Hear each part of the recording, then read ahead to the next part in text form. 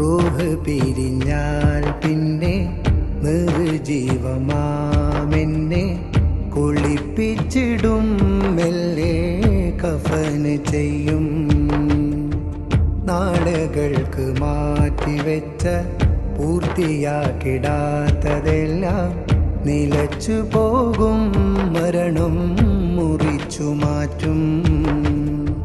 നമസ്കരിക്കും നാമൊഴികെയെല്ലാരും അന്ന് നിന്റെ പേര് മയ്യിത്താകും.